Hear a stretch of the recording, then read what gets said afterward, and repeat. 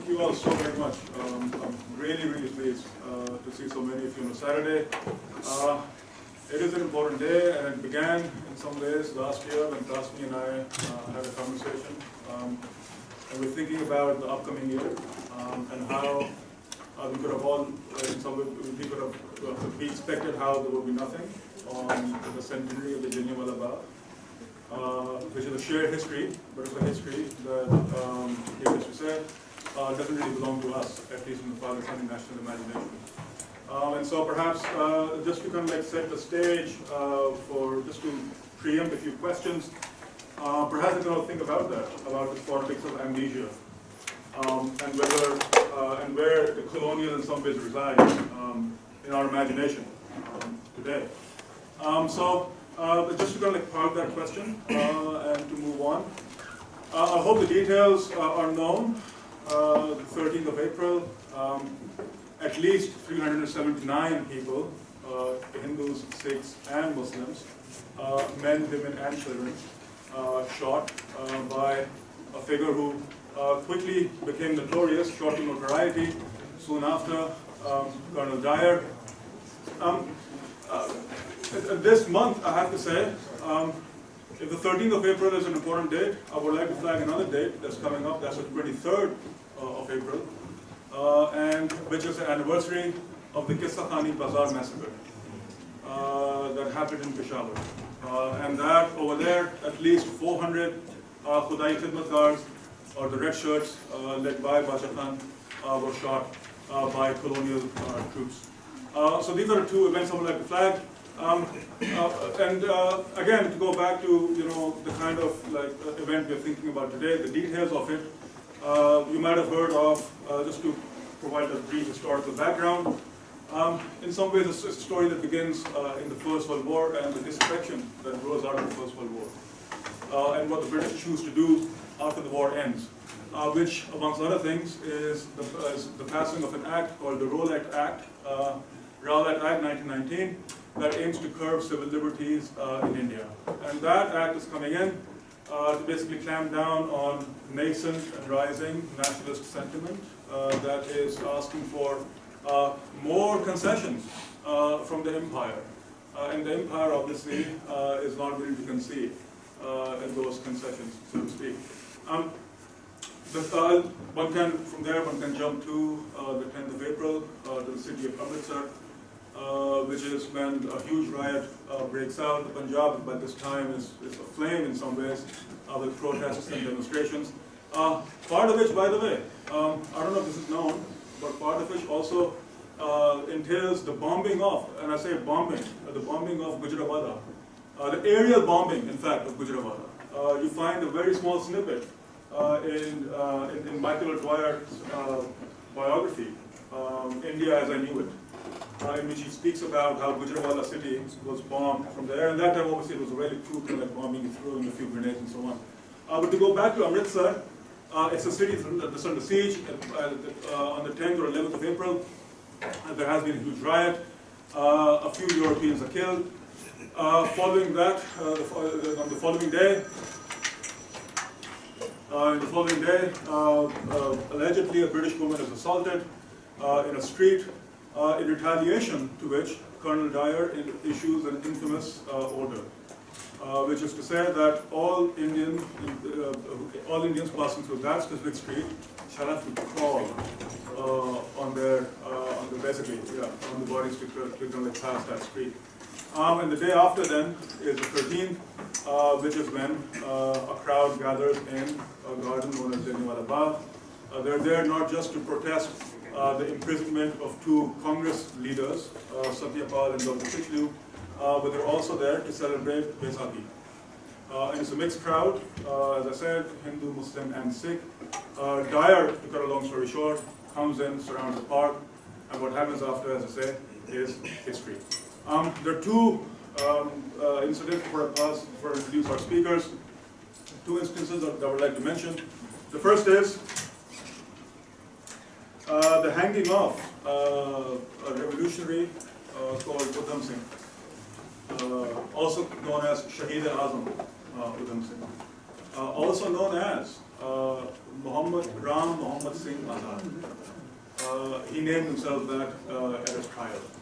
And he was put up for trial because he shot not General, but Governor Dwyer, who was the governor of Punjab at the time that the Jallianwala Bagh massacre took place. And the assassination of Dwyer was for Udham Singh, a revenge for Jallianwala Bagh. I'm pointing this out only to emphasize in some ways how Jallianwala Bagh became a symbol for colonial violence, for colonial atrocities, and how it in some ways set aflame nationalist and revolutionary imaginations. And we have today, all three of our speakers in fact, will be alluding to that. So that's the first incident. The second is, it happened just a few days back. When Theresa May stood up in the House of Commons, and she said, this happened just like day before yesterday, and she said, "We deeply regret what happened and the suffering caused."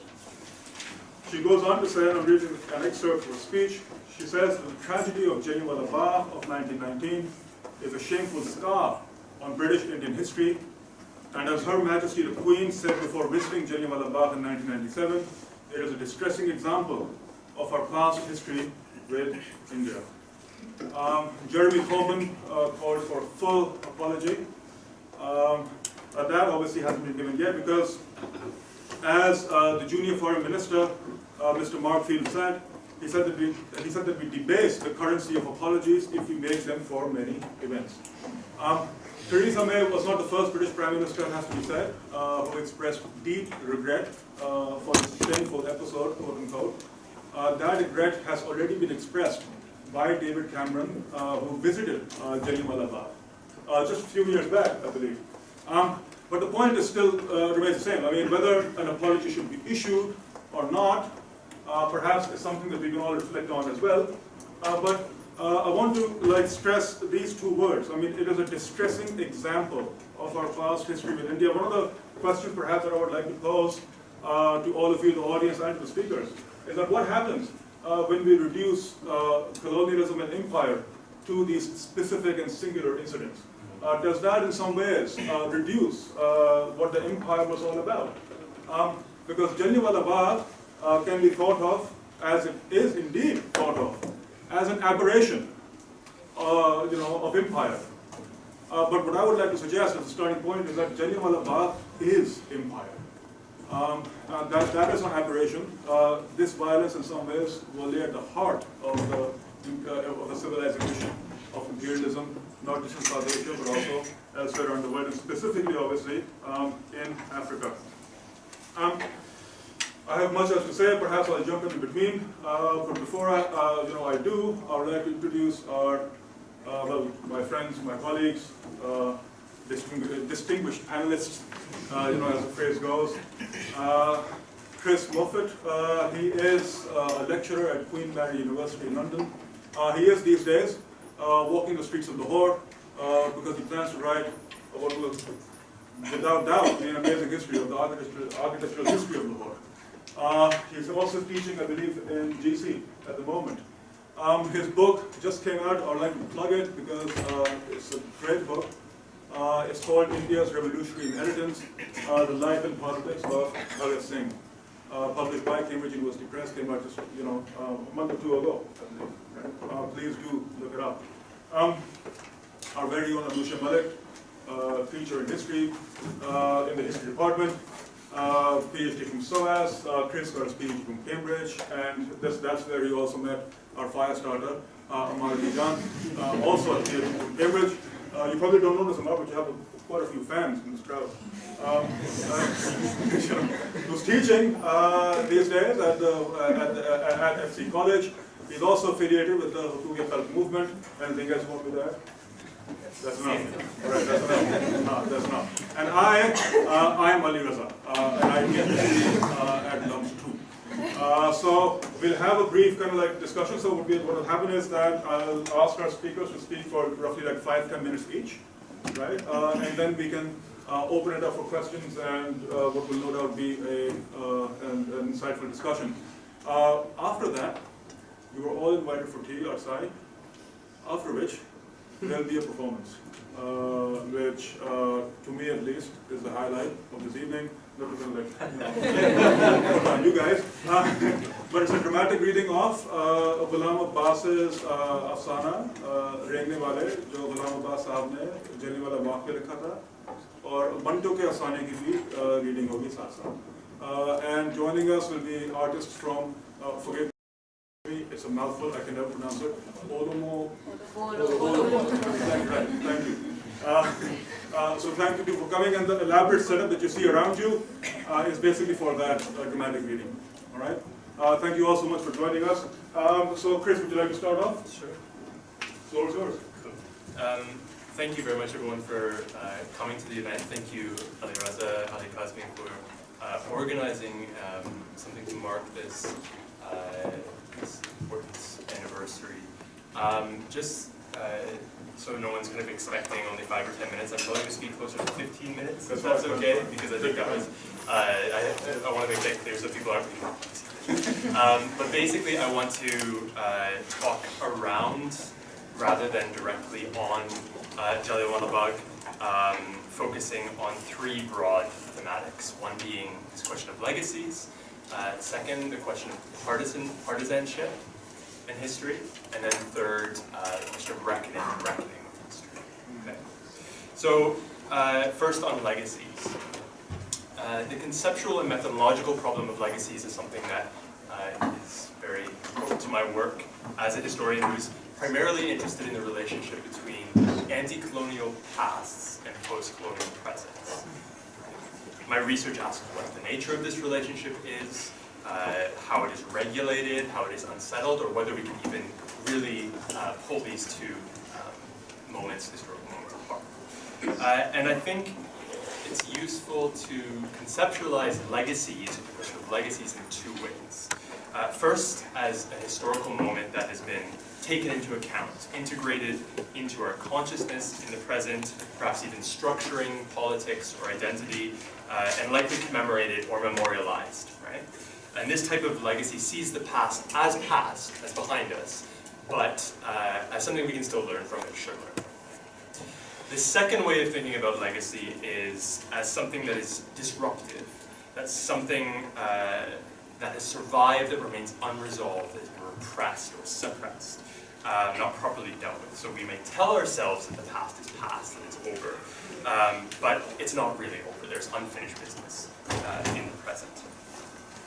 And I think the legacies of colonial violence, or indeed anti-colonial violence, which I've worked on in terms of Bhagat Singh, can be treated in these 2 ways. As something that has been smoothly integrated into post-colonial identities and self-understanding, or remains a kind of jagged edge, a disruptive history in our present. And these can often coexist, and I can kind of say a little bit about this in terms of Bhagat Singh, who, it must be said, was deeply affected by, or said to have been deeply affected by, the Jallianwala Bagh massacre. And he can be kind of placed in both of these registers of legacies, right? So in the first place, Bhagat Singh, who, as many of you will know, was executed in Lahore in 1931, has been smoothly integrated into the post-colonial national story of India. Right? We could have a separate discussion about his status in Pakistan. But in India, at least, he is a widely celebrated model of youthful vigor, of patriotic service, such that he is routinely invoked by, in a popular sense, by youth groups, as you'd expect, but also by the state, by politicians, by the military, by the police. And to give one recent example, the captured Indian pilot, Abhinandan, from the recent conflict, has been celebrated as a kind of Bhagat Singh type figure, right? Not least because of his facial hair, but also the kind of courage and commitment that he showed to his country, right? But at the same time as Bhagat Singh can then be seen as part of a national patriotic, national popular even, he continues to be a disruptive presence in India. As he is here in Pakistan, for his association with sort of revolutionary ideas, with an espousal of violence, perhaps. So if Abhinandan is compared to Bhagat Singh, so too is Chandrasekhar Prasad, the student leader and Maoist who was shot dead in 1997 by right-wing forces in Lahore. So too has Bhagat Singh been considered the Afsal Guru as someone who was unjustly killed by an anxious state. Right? So Bhagat Singh can still pose these difficult questions, force these jagged edges, these disruptive presences into the present. Questioning the limitations of what was actually achieved in 1947, what is this freedom? And as many of you will know, because, or at least some of my friends here will know, because I have rehearsed this argument at LUMS before, I think the more politically interesting ways that we can think about commemoration is by dealing with these questions, these difficult questions, right? Which brings me to the 100th anniversary of Jallianwala Bagh, and the second theme of partisanship in history. So it's clear that the Amritsar massacre was, due to its terrifying spectacle of violence, can be smoothly integrated into post-colonial national identities and help justify state narratives in South Asia. If there's any doubt regarding the need for independence, for anti-colonial opposition to British colonial rule, for a national government, then this naked display of power, of callousness, and racialized hierarchy would vanquish any doubt. And it's for this reason that the massacre forms a really important part of a lot of the origin stories in the kind of hagiographic accounts of hallowed freedom fighters. So Bhagat Singh, who was 12 years old in 1919, is said to have snuck out of his residence in Lahore, cycled all the way to Amritsar, visited the Bagh, collected some blood-soaked soil, and taken that back to him to keep as a reminder of this injustice, right? This is a story that's told. And so to Udham Singh, who Ali mentioned, later celebrated as the avenger of Amritsar for killing Udwayar in 1940, is said to have also visited the Bagh in 1919 and actually said to have helped move some of the dead bodies out of it. So this kind of event forms part of the sort of origin stories of these figures. In this sense, Jallianwala Bagh, as a historical moment, fuels narratives of anti-colonial struggle as necessarily and clearly partisan, in which there are clear sides, a clear conflict of good nationalists versus evil foreign rulers, in which we know the heroes, we know the villains, we also know the traitors, we also know those who were complicit, etc. So the messiness of the historical process is overcome here by the fantasy of a struggle where the stakes were very low. Right? Now, let me be kind of specific about what I mean here.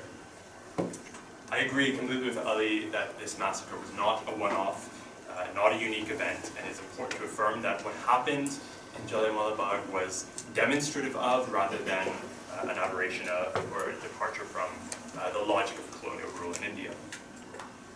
But if this is the case, it does not mean that certain logics have not been reproduced or reconstituted in the post-colonial present. The expulsion of foreign rule, as important and absolutely necessary as it was, does not mean that one historical sequence has finished and another has begun.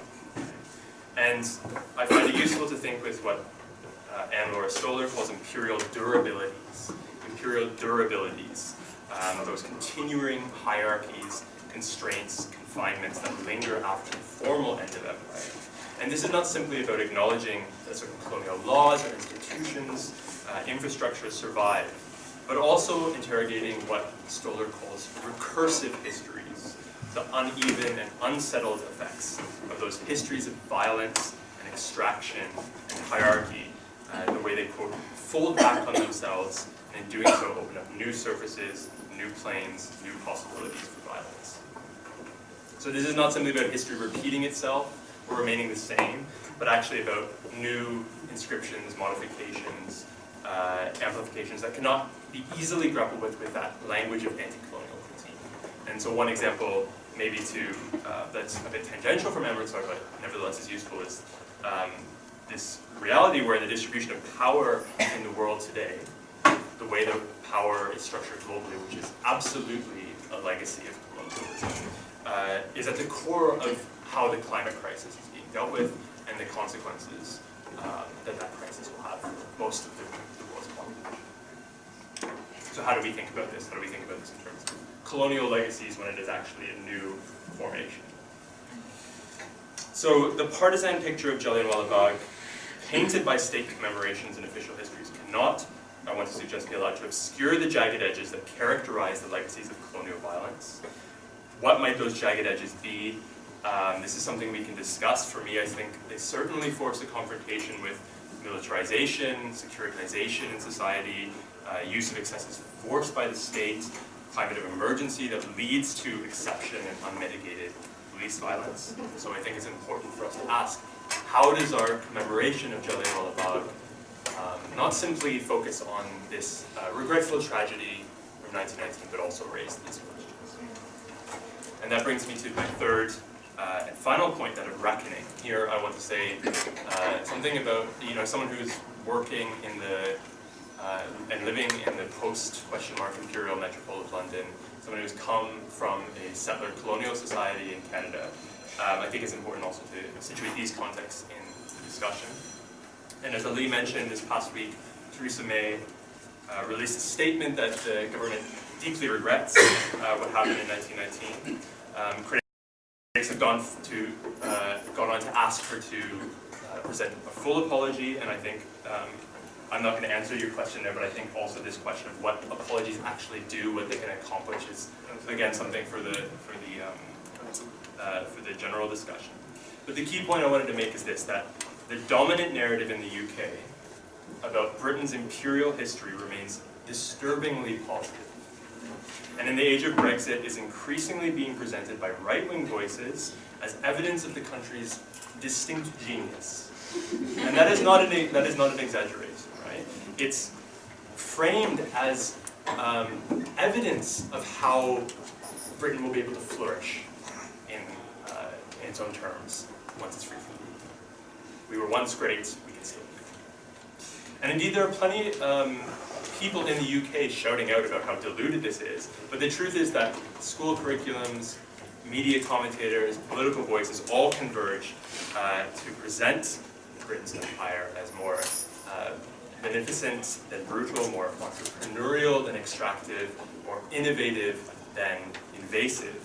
And for this reason, I think I need to reverse the argument I made about Jallianwala Bagh and partisanship histories, because if in India and potentially Pakistan the commemoration of Jallianwala Bagh is easily presented in partisan terms as good versus evil, obscuring jagged edges, then in the UK this partisan aspect absolutely needs to be insisted upon so people can actually be faced with the violence that characterized the imperial problem. The question of how best to do this, I'm not sure the answer for. British political and cultural commentators are highly talented at making excuses. Amritsar was about the madness of one man, a freak event, Reginald Dyer's excesses, and not representative of the Raj, which after all gave railroads and democracy. Right? We also see an increasing defensiveness that suggests any calls for reckoning with the past are misguided attempts to put the standards of the present on the past, and this came out with the Rhodes Must Fall movement in Oxford, which many of you may know about, the call to kind of take down this statue of Cecil Rhodes. It was also connected to recent attempts to frame, or at least make more publicly known Winston Churchill's toxic racism and his actions related to the famine in Bengal during the Second World War. Universities are seen as battlegrounds, and in many ways they are. At Queen Mary, where I teach, my involvement in a small, modest, decolonizing history initiative, which was actually more about addressing the disparity in achievements between white and black and minority ethnic groups in the university, rather than any sort of full-scale demand to rewrite the curriculum, was criticized by a colleague in an anonymous note as an attempt to import American-style identity politics into UK universities. And I think Brexit has made this worse, part of a wave of white nationalism that is not simply about economic shifts or political disenfranchisement, but the legacies of empire, the legacies of colonialism, which give white communities in Western Europe and indeed in North America, Australia, the sense that they are more deserving, the sense that they are more entitled to flourish, right?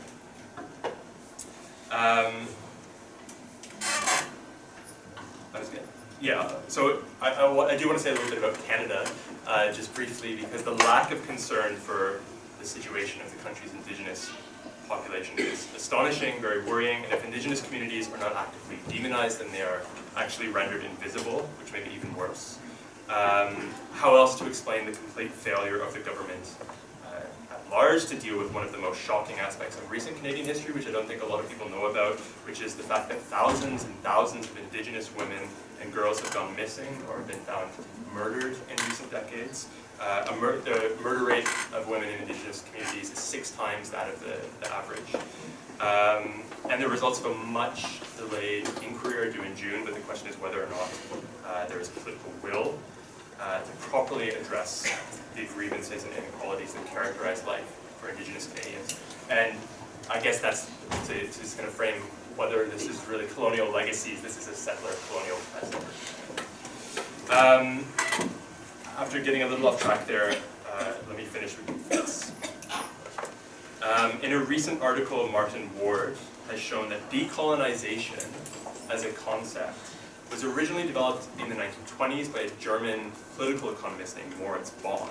And Bonn wanted to describe the process by which Europe itself must come to terms with the loss of its colonies. So decolonization was actually about what Europe had to do for itself. To deal with the identity crisis that would come with a change in world order that ended up. Whereas Europe once wore a decent suit, Bonn wrote, now it is like an old frock held together by nothing but bare threads. How would it come to terms with this? So this was the original meaning of the term decolonization, which was later radicalized by people like Fanon. But the question we can still ask is how far have the former empires actually decolonized in the original sense of the world, coming to terms with the diminished status in the world, again, question mark, diminished. The UK most certainly has a very, very long way to go, but Jallianwala Bagh is an especially jagged edge, and so this history has a lot, I would say, of disruptive potential in the British present. The question is how to activate this to force a reckoning with histories of colonial violence rather than simply solicit Theresa May's regret. And for this we need to go, I think, beyond apologies, beyond statues, and think more expansively about how history can and should be communicated, taught, commemorated in the UK and elsewhere. I'll stop there.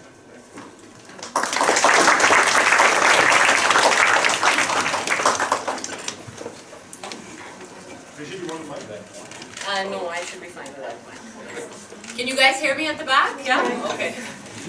So I wanted to talk for just about 10 minutes this time, but around 2 stories, which should hopefully make the point that I want to make quite clear. And that point is about the idea of proper behavior within the context of a movement of resistance, and ideas of decorum, which we recognize as terms like salika or haya or adab. So all of these kind of connotations, I think I felt a connection when I read Ravinder Kumar's essay on the Rulat Satyagraha in Lahore. And when I thought of a railway strike that was part of my own work that took place in 1967. So I'm not going to talk about the events themselves, but more about, how they were talked about and what that tells us about the way in which certain types of state violence toward resistance movements is legitimized. And I think much of what I want to say, I'm in complete agreement with the things that Ali Raza pointed out and Chris pointed out, specifically with regards to how an event is placed within a particular narrative in a way that only the event and not all the violence around it becomes visible. And I think one of the ways in which that can come home to us is when Gandhi talks about, in his autobiography, about Jallianwala Bagh. Remember, of course, Gandhi is instrumental in the entire Rulat Satyagraha that takes place. Gandhi says that the Jallianwala Bagh, while a massacre, pales in comparison to the crawling incident that Ali already mentioned and to the response of the state to Jallianwala Bagh. But we, as, I guess, post-colonial historians and the colonial state use all that noise, if you will, around and take it all out, take Jallianwala Bagh out as one incident and place that as the central event that needs to be understood. And in that sense, we are also enforcing a proper nicely structured, easy to read narrative onto something that is otherwise very, very messy. So, what are the two stories that I want to tell which essentially try and unpack the same theme? The first one starts off with, as I said, the Rolat Satyagraha. Now remember, at this point in time, Ravinder Kumar's essay focuses on Lahore. And so when he talks about how it emerges within Lahore, he paints, I mean, you guys should take a look at it, it's a very rich essay otherwise as well, because it talks about many of the groups who were important within Lahore at that time. And what he's trying to set the stage for is trying to explain why all of these groups came together against the Rolat Act. So he talks about, the Arya Samaj and its politics and the influential leaders who rose there. But crucially, he spends a significant amount of time on groups of people who, while benefiting from some aspects of colonial rule, i.e. they managed to get some kind of capital and links that allowed them to become more successful entrepreneurs, what they aspired to, their sense of how we will become proper citizens within society, was we will move out of this messy Androon Sheher and go and live on the Mall. So that kind of movement, even while we were anti-colonial, was still something that existed within their aspirations. And that in itself, I think, allows for the readings that I want to talk about. So what happens toward the 6th of April, which is when the first major gathering happens in Lahore, is the gathering against the Rolat bills involves, is mainly students at this point in time. It's not a very large gathering, a few hundred people, and I say in comparison to the gatherings that are going to happen a few days later. But I think O'Dyer's response to this gathering again speaks to exactly this idea of decorum, and I tried taking it out. So he says, the government of this province is and will remain determined that public order, which was maintained so peacefully during the time of the war, shall not be disturbed in time of peace. I, therefore, take this opportunity of warning all who are associated with political movements in the province, so blanket statement, everyone, that they will be held responsible for the proper conduct of meetings which they organize, for the language used at, and the consequences that follow such meetings. Right? This is, of course, not a very veiled threat at all, but the threat in the language itself, that you are in charge of proper conduct, even though hidden within this society are all the ways in which we have told you what proper conduct is, right? And what ends up happening, obviously, as the protests don't end up dissolving as a result of his warnings. So on the 10th, when there is a much larger protest, police action against it results in the death of, I think it's 26 people. And so the next protest, which takes place in Lahore, which makes now colonial officials panic a lot because they're not used to seeing protests of this magnitude, at least within Lahore. Dwyer calls in the army, makes them march on the streets of Lahore, very similar to what's happening within Punjab, if you read any one of those accounts. But that doesn't stop. On the 11th, 35,000 people from gathering in Badshah Masjid. Again, the same narratives of propriety are touted about.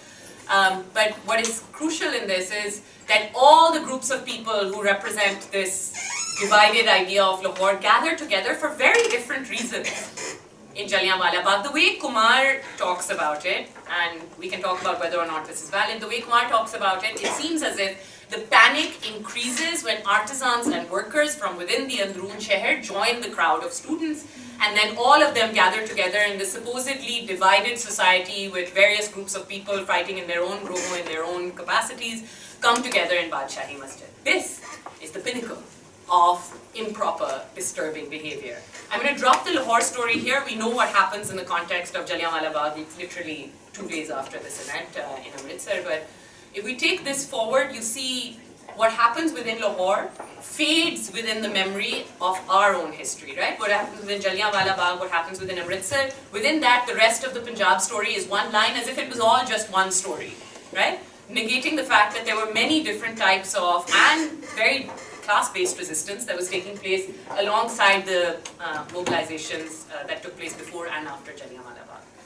Having said that, I thought that this story sounded very similar to, again, my own work in what happens in 1967. So forgive me if I take too much time, it's a very short story. And that is that in 1967, there is apparently, and I say apparently because the press treats it as apparently, a railway strike that takes place in which workers from Mogulpura come out and join workers within the Gulberg area, and they're all demanding things like, better wages. They hate the governor of the time, so they start spray painting the walls as well with graffiti talking about how terrible he is and make all kinds of lewd suggestions about his family as well.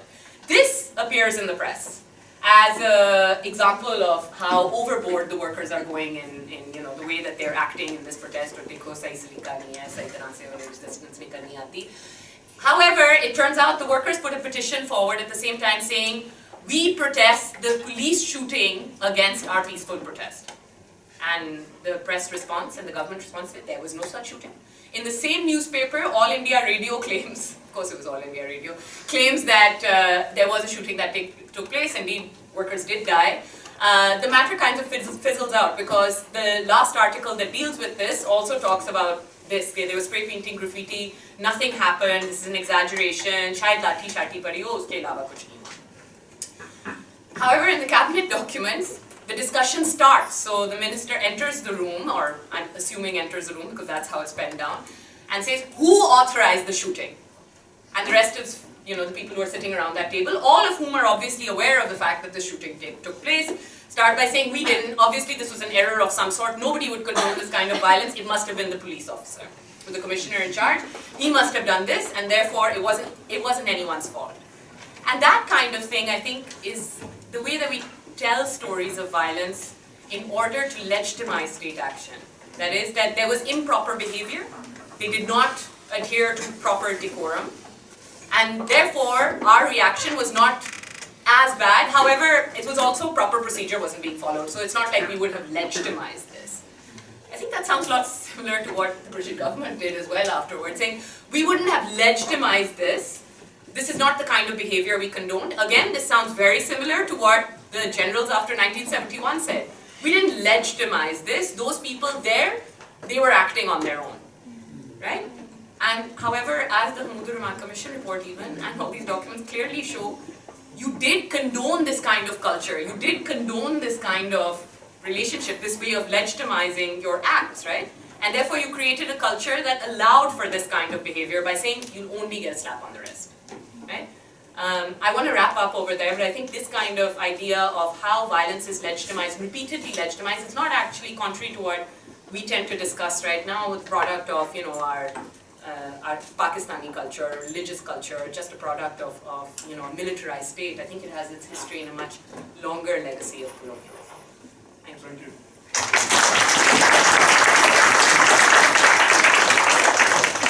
Before Marju take over, could I ask some of you, there's a lot of space by the way over here. I'm sorry we had no idea this is such a huge turnout. Great, I mean, so there's space in between. There are a few empty seats at the back, I think. And if I could ask all of you to, yeah, there are empty seats, so yeah, that'll be good. Thank you. There's space in between. There's also space on the side.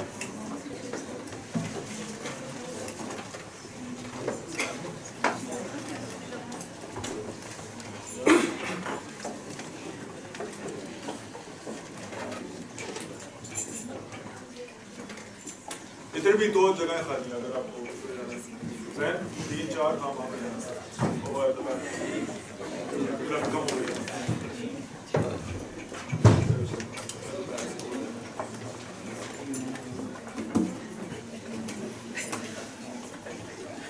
Okay, Mark, please. Thank you so much. I was listening to Anusha's presentation. If you guys can hear me, then that's all right. Yeah. Okay. Mike is really important. So this whole debate about proper ways and proper decorum for holding events and for protesting, like there has to be this proper way to protest. I was being reminded of the recent Aurat March, because there also the protest happened in a very improper way.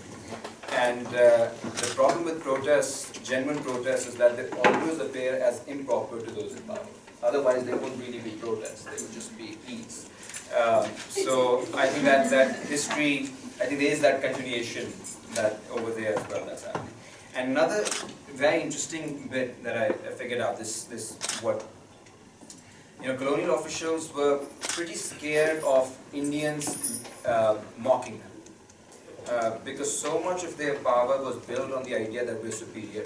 So General Dyer, when he was interrogated by the Hunter Commission, one of the things he said while justifying that, it was a very interesting conversation that happened, where he said the point was not to punish people who were gathered there. The point was to send a general message to India, that too from a military point of view. So the audience for that punishment lay elsewhere. It wasn't at Jallianwala Bagh. It was a national and maybe even a global audience. And one of the things he said, if I didn't use the kind of authority I did, then the Indians would have laughed at us. And that's very similar to what Donald Trump says. The world is laughing at us, and we need to make America great again and make the world respect us. People aren't respect. It's a very male, paternal kind of an anxiety. Right? Our women, our children are not respecting us, and you kind of already are anxious about the fact because you know that they kind of are laughing at you. And so that leads to this excessive violence where you can make them appear as if they are respecting you. And the kinds of things that he did, I think that was mentioned earlier as well. They were, things like making people crawl on the streets of Amritsar to teach them respect for European women. So in Amritsar there was a street that was cordoned off for a week. In Gujranwala, the local commander passed an order saying that if anybody saw a European, they had to leave whatever they were doing, stand upright and salute that person. Now all of this was naturally part of this attempt to regain authority.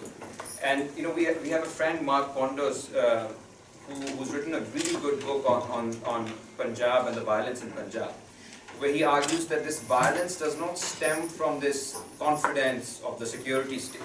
It actually stems from this anxiety of an insecure state. And he calls his book, I think, The Insecurity State. So this is a moment of incredible weakness as well for empire. Because for the first time it's confronted by the figure that had haunted it since 1857, which is the figure of the mob. This idea that, when Indians or locals or colonized people, they come together as mobs, nothing but brute, excessive violence can put them back in their place. And this is again something that has, I think, continued in the post-colonial period as well. And you can see that in the early 1920s. The idea is the mob is this figure which is the exact opposite of the liberal, rational, individualistic subject in Europe. So whereas Europeans can deliberate, Europeans can debate, they can also eventually decide on their own, whereas the mass in India or in other parts of the colonial world starts thinking collectively. So there is a rhythm that develops which undermines all notions of rationality, and eventually the only language that a crowd understands is that of brute force. And they're terrified of this figure, and what the big debate in the 20s is, how do we transform these mobs, these fanatical collectivities, into rational individual subjects? Initially they thought that education would do it, but then students were leading the protests, right? So that was very weird for them. That we have given you this education as part of the civilizing mission, and instead of helping us, working with us, you are not only revolting against us, you are becoming the leaders of this rebellion. And in fact, all some of the major leaders who emerged in the 20s, not only were they educated folks, but they were people who actually studied, most of them studied in metropolitan cities, including London, Cambridge, Jinnah, Nehru, Gandhi. So that was a massive worry. And one of the things they devised is that we will have to use some kind of force to knock some sense back into these mobs. Except that they cannot kill people with impunity. Because remember, India is different from Africa. In India, they believe that India had a great civilization, which now had become decadent, and it was the mission of Europe, and in this case England, to revive India to its former glory. Whereas in Africa, they thought that even the category of the human did exist, because these people were outside the scope of history. So you could actually eliminate people in Africa. And that's where the big controversy between Gandhi and Africans also comes from, because there was this hierarchy created by the British in their knowledge, their understanding of the colonial world. And one of the interesting things about this period is that this paradox where they want to civilize these mobs without killing them off, kind of brought all kinds of new ideas onto the table. So for example, some of them were, one was if you use excessive violence at one site, that can fix people elsewhere. So you can make examples. So Gujranwala was part of that. Similarly, Qasur was part of it. And you know, for the last 100 years, Waziristan has been a part of this logic. And in 1919, actually 2 days after they bombed Gujranwala, they started bombing Waziristan, and that bombing in some form of shape is continuing even today. So one of the things that they came up with was this new technology that was available to the British, which was that of tear gas. And that will be my final point. This use of technology was being discussed in the 20s and 30s as a way of disciplining populations. And it's an interesting period because gas was seen as a very potent weapon in any kind of confrontation, and this of course stemmed from the First World War where it was used. And there you need not attack people directly. This was the first time where you could discipline populations by transforming their environment. And in this case, the air they breathe. So you can kill them through this terroristic deprivation of the natural environment. And in a way, the history of climate change is in a way bringing those memories back as well. And tear gas was different, where tear gas was supposed to be this weapon that would not kill you, but it would somehow it would be able to break the frenzy of the mob. But it's an interesting story because they wanted to use it in Punjab, Palestine, and Cairo, but nobody wanted to use it first. One, because they thought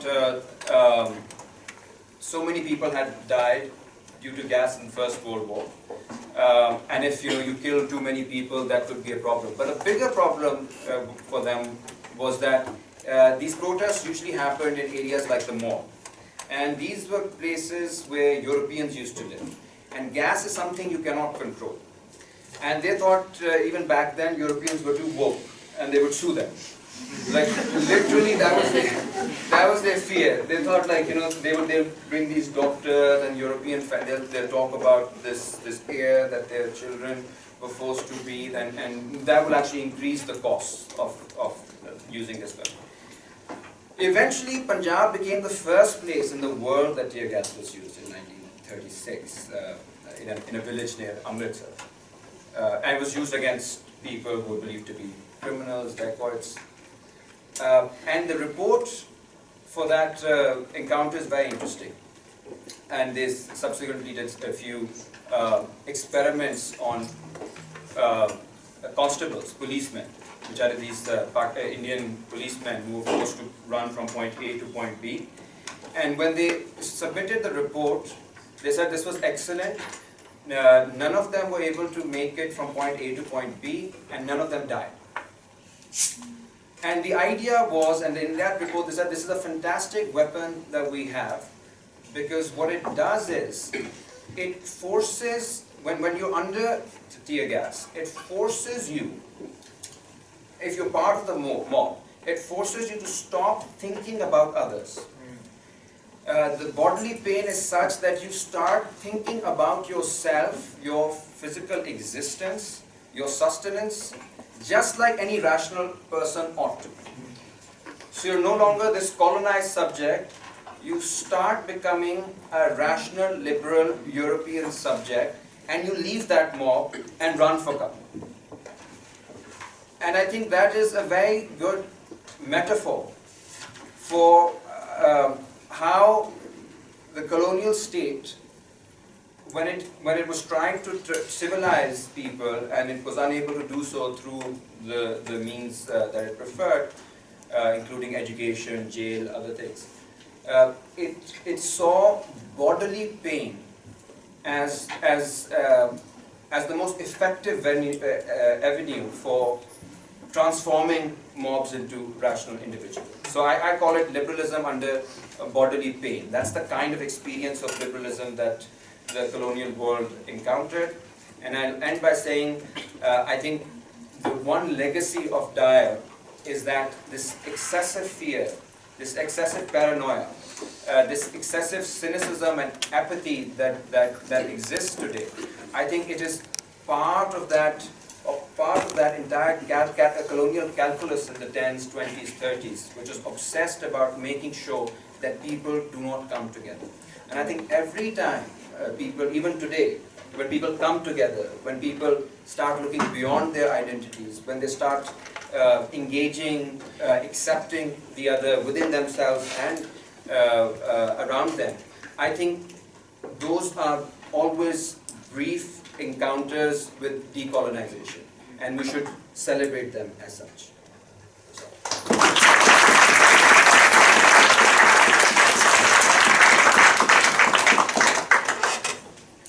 Thank you. I'm dying to ask you guys many questions, but I guess and I understand there might be many more questions in the audience. I'll shortly come to you all in a bit if that's okay. But it struck me again, I mean, how vivid in some ways the colonial shadow is, and everything that you, all three of you, had to say. It's almost as if, yeah, there's a seemingly endless reproducibility of the colonial past, in terms of technology, in terms of the logic, and certainly in terms of how, as you pointed out, Amar, the citizen is seen and how the citizen is crafted in the post-colonial, or the allegedly post-colonial kind of present. I will though, so I have the other question that I have for all three of you, and perhaps I can chip in myself, is on the question of apologies and reparations. Because, and I'm asking this because it is a very, heated debate. I mean, at the time, but in our time, it's a very key issue, not just for South Asia, but for other colonial contexts. But before I do so, I was wondering if you could speak a bit about the novelty of this event and the fact that it's being held in Lahore and what that suggests. Are we supposed to praise? No, we have to praise him. But in some ways, what it suggests in some ways about the amnesia, right, of our post-colonial, in some ways, imagination, perhaps. What you pointed out, Chris, in terms of how partisan memory can work. Perhaps it's not just the case for Britain, but that partisan memory has to be kind of like mobilized. Perhaps that partisan memory also has to be mobilized in the case of Pakistan. To have a rekindle, perhaps, this idea of the shared kind of like history that is otherwise parochialized and nationalized. If any one of you want to have a go at that. Okay. Well, I'm kind of reluctant to say too much because I was actually talking Ziad earlier about, I wasn't sure how much consciousness there was around Jallianwala in Pakistan, and how much is part of the curriculum if it is not. So something I know more about is Bhagat Singh, who I know is not necessarily part of that. And I guess maybe Jallianwala Bagh is seen as part of another history, is kind of partitioned off as spawning another struggle that is not relevant to Pakistan. But I don't know enough about it, so I think it's probably more important for people who are working and living in Pakistan to maybe say a bit. Okay, do you want to start? Yeah, sure. I think from what I remember, Jallianwala Bagh is mentioned in Pak studies Yeah. in passing, and then we jump to Kholapati. And so it's Jallianwala, hundreds of people were massacred in Amritsar, and then people got traumatized for what was happening in Turkey. So it's that spatial Or also parent is no bad. formation of usse whether we can go on. Mohammed Qasim to 92 World Cup. That's the journey of decline.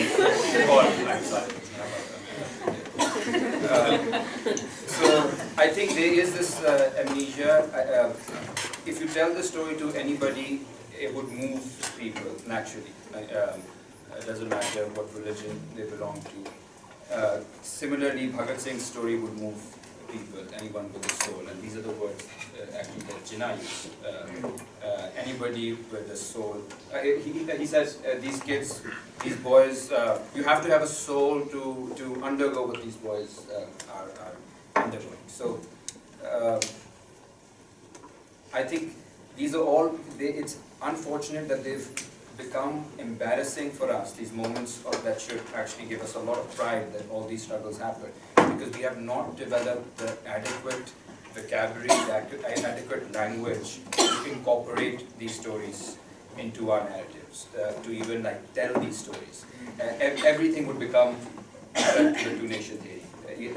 We had this Bhagat Singh event, and they would not, they all, so our claim is it should be, where he was hanged, it should be named Bhagat Singh Chowk.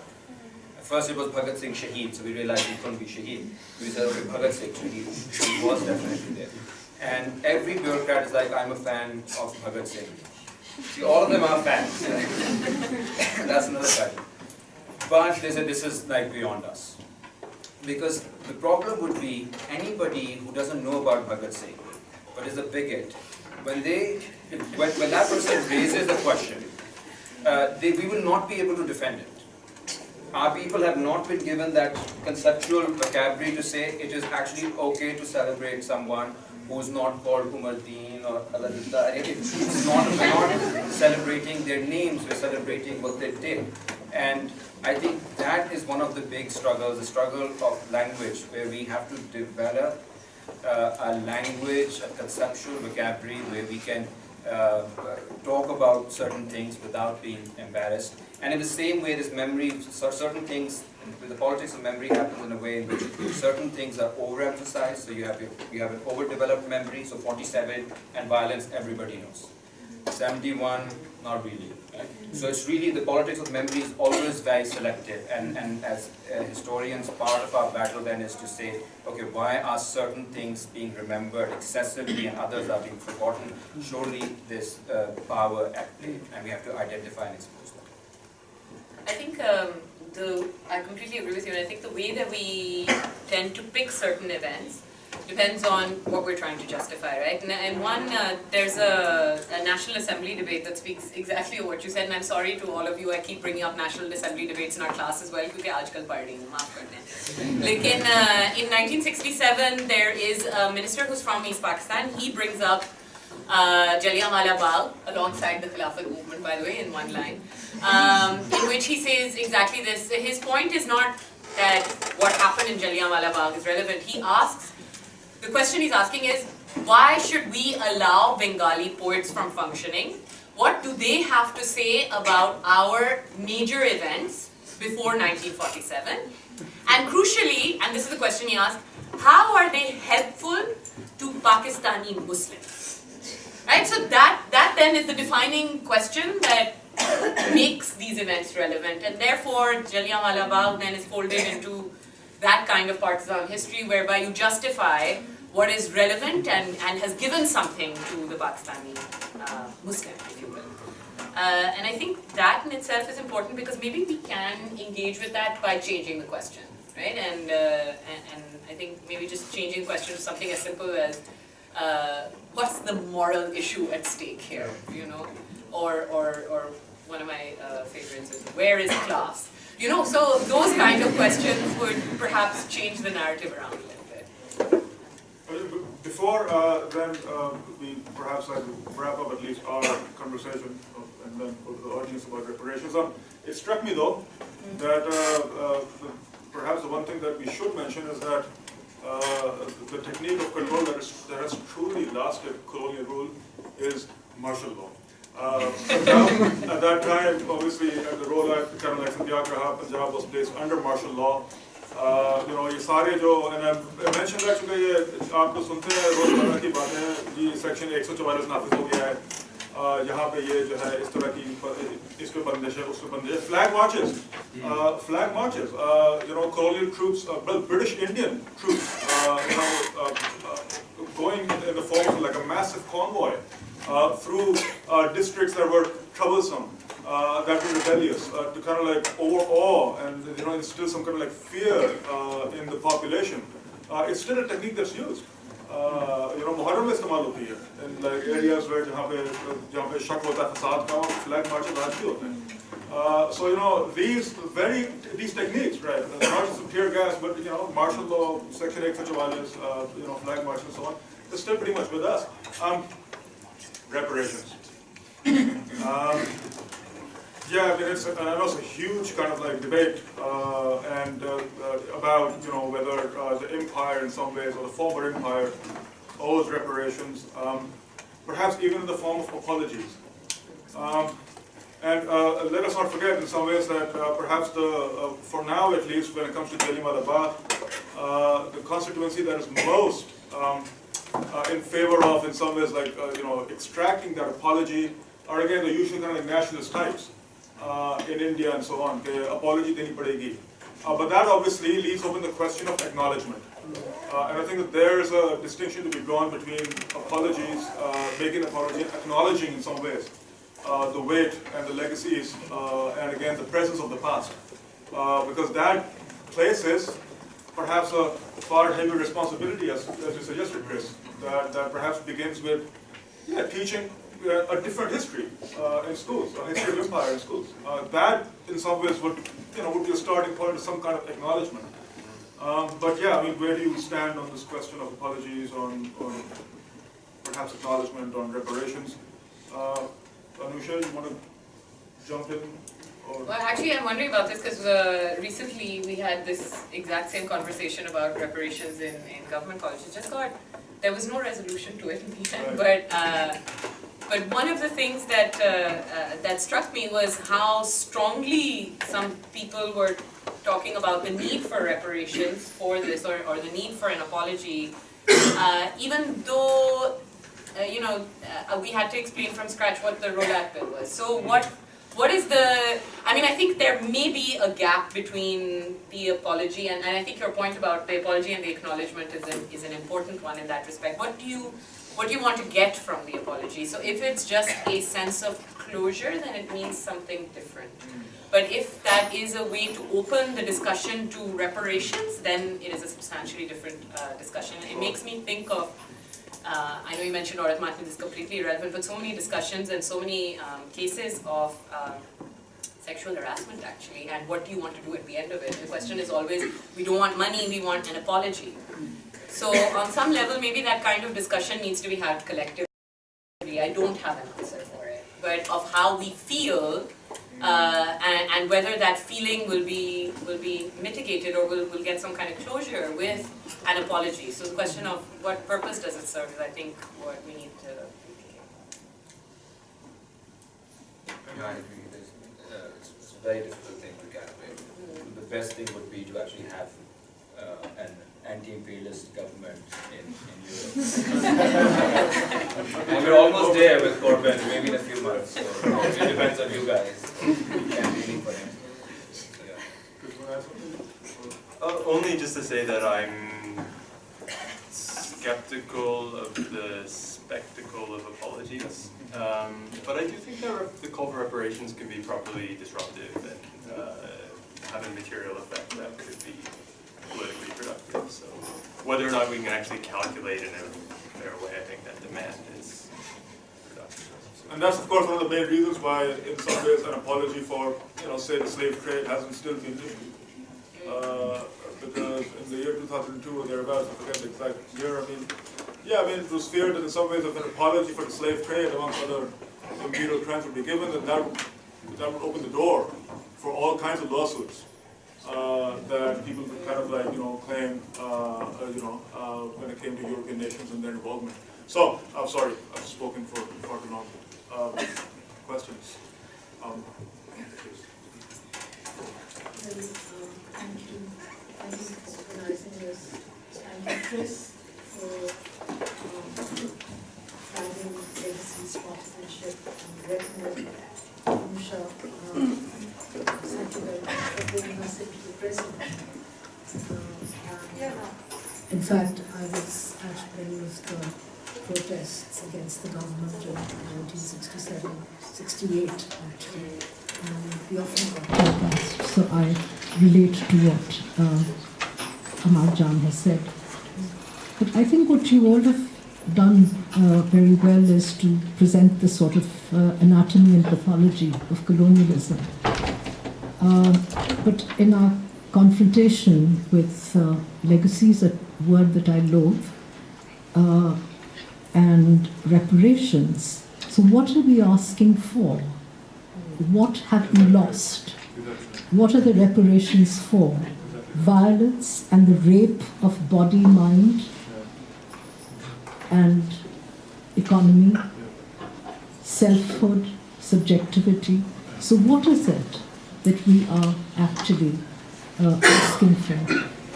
And if we are going to make that call, how do we prepare ourselves for that call? I think some of you have mentioned the distortion of history and making us aware of the past. But I would like to hear from all of you that how do you think we actually prepare ourselves to even understand, and I'm going to use what is a cliche, black skins and white masks, that Fanon did.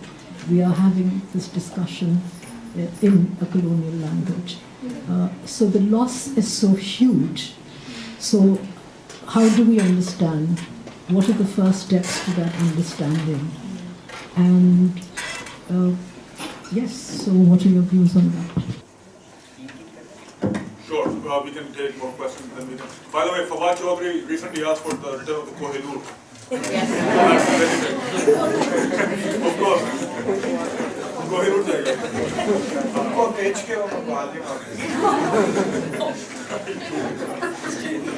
अच्छा एक और सवाल पीछे लेते हैं जी मुस्तफा अगर जोर से बोलते ताकि दूसरों को भी बात आ जाए So my concern, thank you for organizing this talk. First of all, I think this is a very important moment in time for both Pakistan and India that we are sitting in and we are reflecting on such an important event. So I would like to thank all four of you for doing this.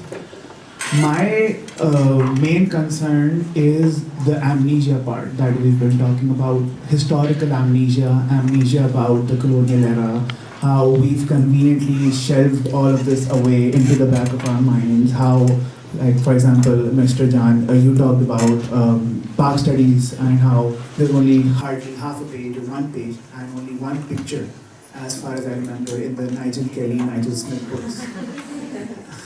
Been through it. So how That's would been banned as well. Nigel Kelly is banned. हमारे ज़माने में तो ये थी अब पता नहीं. So how would you go, and this is to all four of you by the way, the question, how do you go about addressing this amnesia? So would you, so a lot of people have actually brought this up, Shashi Tharoor Saab, who is actually very vocal these days, he keeps talking about how we've conveniently forgotten and we have this whole, he has talked a lot about historical amnesia, colonial amnesia. So how would you go about preparing that? Would you tailor the education system, the syllabi we have in our schools? Would you have more talks and conferences like these? Would you... Got it. Okay. Sarah, thank you for that.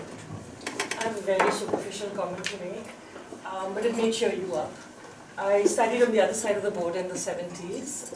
Never read a thing about Jallianwala Bagh, though I am from the south, so it really doesn't matter to be popular or anything. But, so I learned about Jallianwala Bagh from the film Gandhi, right? So you take history wherever you get it. and then you go to graduate school and you improve whatever you thought you knew, and aisa chalta hai. So I want to use that just to say that I think it's a complete sidetrack, and I'm being extremely extremist for no reason, but I think it's a sidetrack to say let's change the curriculum. We've been saying this for 100 years, curriculum is not going to change, right? Disruption of an event, we really need to be thinking in far more structural terms, right? So disruption of events, fine. We really need to be where Amar is when he lightly but nonetheless extremely seriously says we need anti-imperialist governments. Now there's no path from here to there, but that's really the only thing that will bring about an anti-colonial curriculum. It's not going to happen. It's not going to happen through curriculum. It's not going to happen through small piecemeal measures. It's not going to happen through alternative schools.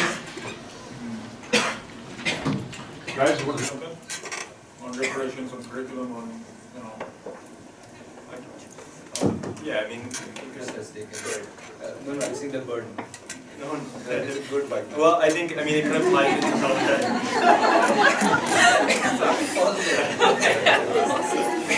It kind of ties the last point to first, in that I think that the question of okay, so the call for reparations has to not just come from the formerly colonized, but there has to be a constituency within Europe for it as well, that's pressuring for it, that may be part of the support for an anti-imperialist government, right?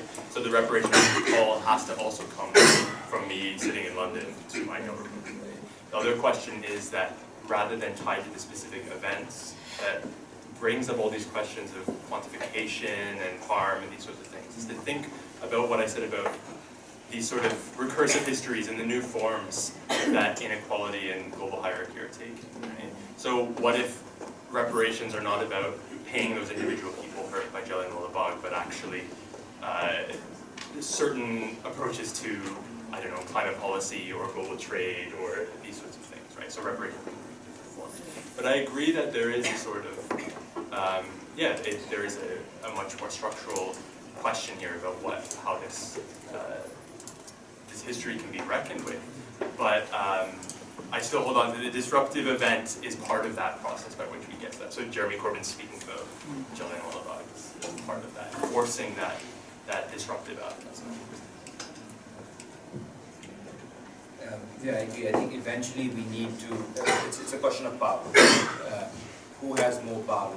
Who's deciding what we read, what we see, what we hear, and clearly it's being constituted. In that sense, our deepest understandings of the self are being constituted by those in power. And that's where history is so important and dangerous, because if there's a complete monopoly of those in power on history, then it's not just that they are writing bad books, they're also like constituting the kinds of selves, the kinds of human beings that will inhabit a certain place, because they're playing with our memory. And I think eventually the ideal situation has to be an overturning of this structure, this powers. But that would require a process. I think these kinds of conversations are part of that process, where people are finally saying, okay, all the way from like 11th century Somnath issue se leke till 2019 really with this latest standoff, it becomes a story of Hindu-Muslim standoff. And that's such a horrific way of writing history, because you're giving a complete clean sheet to the colonial masters. This is exactly the kind of history that I would have wanted us to write, because he thought the Indians had to be controlled, because they were fanatical not only in terms of being anti-West, but also they hated each other. And that is one of the greatest justifications that empire has always used and continues to use in Iraq today, in Afghanistan. It's always about the locals being unable to come together and we being the cement, while also creating conditions in which the locals can never come together. So that's the kind of paradox in which empire operates and justifies itself. So I think that process has to begin, and I think part of it, I think it's already happening. This is, to the best of my knowledge, probably the first time that a leader of the opposition in England has actually categorically stated in Parliament that we need to apologize, unconditionally apologize. And you can see why the British establishment would be nervous, because that can open up the debate.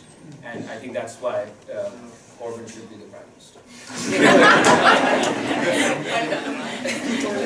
I can't even vote. Terrible. We can vote actually, you know, Commonwealth citizens you can vote. You can't go. But only if you, ये if और you are, legacy of colonial. no, if you're आपको a visa student, क्यों नहीं दिया? if you're a resident, yeah, they won't इसको give कभी you vote नहीं करने देंगे. visa नहीं देंगे. वीजा नहीं. But I mean, if I may jump in, I think both of you touched upon a very important point, and I think that sometimes we tend to reduce reparations to the past as if the past is to be healed, as if it is about the past, but ultimately reparations are about a disaffected present. You know, that's where the demand is really coming from. And what would reparations really look like? Perhaps is to go back to what you said, Chris, is to address the inequities of the present as perhaps the surest way to perhaps like heal, you know, some of the damage wrought by the past. I have a lot to say on that, but anyway, कोई और सवाल हाँ काश में, and then one of the back, yeah, go on. Yeah, so I mean वो reparations तो क्या हो रहे हैं British Council वाले हाँ please tell that story to everyone. ये जरा सुनने की बात है, जरा माइक दीजिए इनको. पीछे तक इनकी आवाज़ आए, पीछे तक जो है, सामने पीछे तक सुने. That the British Council or the British High Commission was not even interested in corresponding on the issue of holding such event and to be part of such an event commemorating the centenary of Jallianwala Bagh. I think that tells you a lot about the kind of attitude that exists at an official level. So I was wondering, you know, as you pointed out, that there has to be some acknowledgement. But I was wondering, I mean, if there has to be an acknowledgement here as well, and that requires knowing as to how, you know, what Anusha was saying as to, you know, anti-sedition legislation and the kinds of things that can be what leads to Jallianwala, what leads to that, you know, particular moment of criminal violence. It's not just the event itself, it's, you know, everything else that is happening. So unless we are able to recognize it as an issue, you know, only then we can mobilize towards any, you know, politics which seeks apology, reparations. And also, secondly, I would like to know, you know, if in the absence of that kind of politics, just like anti-imperial, anti-imperialist third worldism, 1960s, 70s, jaag raha hai, apni kaat aayi, you know, if in the absence of that, so where do you see, you know, in the absence of that, how can we work towards, you know, reparations on the question of apology? I was wondering. By the way, we wrote to the British Council, specifically Kasmi wrote to the British Council and the British High Commission, saying that, hey, this is your moment. that this is happening. And, you know, are you interested, right? Obviously, we were looking for money, because we right? Yeah, why should we pay? They should pay, right? Yeah, we never really heard back, obviously. जवाब तक नहीं आया कि भाई email मिल चुका है, right? It was the Queen's Diamond Jubilee, that's right. We also got an invitation for that. So yeah, anyway, so they never bothered to respond. We asked the French embassy too, right? Yeah. कि आप भी कुछ शर्म करें. इसी बहाने हमें दोनों को पता नहीं किया. अच्छा आपका सवाल सुनिए. I think just like the Britain, the attitude towards colonialism in Pakistan and the narrative is also a bit problematic. Perhaps that is why events like Jallianwala Bagh and, you know, commemorating the centenary of World War I and all those where we sent thousands of people, and I think 74,000 or so died, and much of that crowd was from this area, not from that area. But in Delhi they had a ceremony with very respectful but government presented ceremony, but here it was just nobody bothered. So also you hear these phrases कि अगर घोड़े और 20 साल रह जाते तो नक्शे बदल जाता, या अगर या किसी से भी सड़क से पूछे तो आपने आज़ादी किसे ली थी, आपने हिंदुओं से आज़ादी ली थी. People have no, and a lot of the people who eventually joined the Muslim League were not fighting for freedom, they were fighting only for Pakistan. कि अगर अलग state है तो, you know what I mean. So the narrative got bit more, and that is also something that is why the call for reparation is actually, nobody is asking for Pakistan to say sorry. It is over there, wherever it is coming from a certain group of people, but still, if we have to get an apology or if we have to dig deeper, the entire narrative in Pakistan should also be resolved or at least brought into line. Final question at the back. So Possible. my question is to all four of you. Dr. Jan partially touched on decolonization. So how do you understand or analyze decolonization of the Pakistani mind, given that Pakistan's national ideology emerged as part of the era of colonialism? I think we keep coming back to Pakistan. Yeah, it's a broad question, I think, but yeah, very final question, and then we'll wrap up. Yeah, goes back to what Ali Gasperis was saying about anti-imperialist politics. I mean, this is a pretty parochial thing, but 1919 was a very important year globally.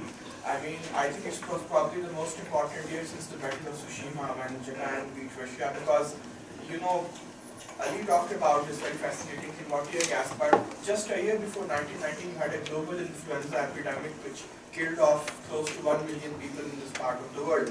And then every country, I mean, Paris Peace Conference, we're talking about Lenin's vision of imperialism, the highest stage of capitalism, versus this Wilsonian conception of national self-determination. And of course, you have massive protests in Egypt in March 1919. Their representatives are prevented from going to the Paris Peace Conference. You have the May 4th movement in China, which Mao joined as a young student, which unleashed tremendous energies which went on to the formation of the Chinese Communist Party. And you had, even in Persia, Iran, I mean, these are all countries which are our neighbors. So 1919 was 1919 जो है वो it was a very seminal year, but we are only celebrating what happened in Lahore. I mean, थोड़ा सा अगर इसको we contextualize it, there are global celebrations, commemorations probably going to take place throughout this year. So it was, and of course, you had people like, in Indonesia, Berlin became the center of the world communist movement. You had people traveling to Berlin, anti-imperialist solidarities,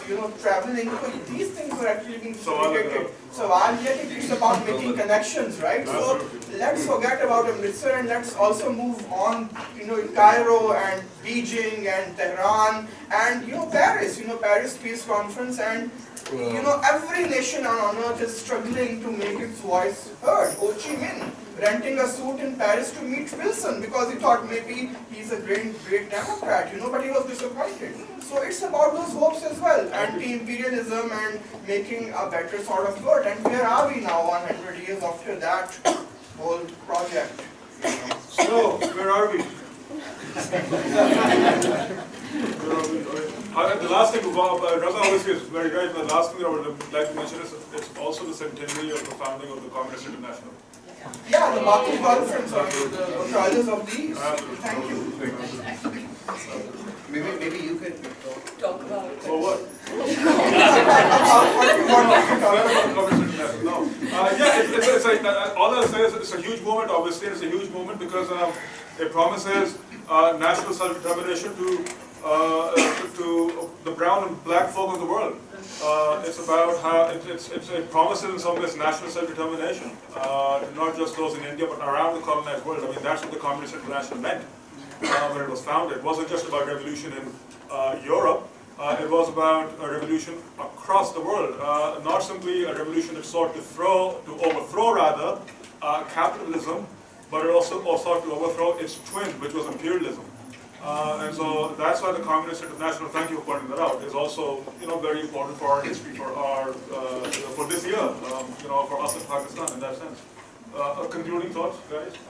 I actually did, I was thinking while Ali was talking as well that this whole reparations thing, and many of you have echoed this, you guys dealt with as well, that talks about a contemporary context and is doing the same injustice to Jallianwala Bagh by taking it out of its context, saying asking for reparations now is the same thing, whereas if we look at the demand, very valid in, and I'm sure most of you would agree, demand made for an apology by East Pakistan in 1971, if you look at what's happening locally at that point in time, it was also about political opposition and young people none of whom had directly been associated with the event itself, but these young people who wanted to see a public execution. And maybe in asking these questions, one of the things we need to do, to quote a friend of mine, which is think, where do you stand in a principled, moral sense, and then take a decision on these things. So I'm just going to stop. You guys? I think that's a really nice conclusion. I agree. That's a great conclusion. We can say one interesting thing that's happening today, and I think there's this convergence with both Jallianwala Bagh but also Mashal Khan. So happened on the same day, and I think this, when we're talking about violence, I think one great thing that we can do is fight these new forms of violence which continue to haunt us and which have now seeped into our social fabric so much that you don't really need to see a poster of Dyer. For most of us, it's the mirror, as you can see. That's how much apathy and prejudice that exists. So I think part of honoring that legacy would be to fight the remnants of that past that exists today. Something that Chris talked about in terms of reckoning with this history, which is not of a past, but a present that is still haunted by it. Thank you.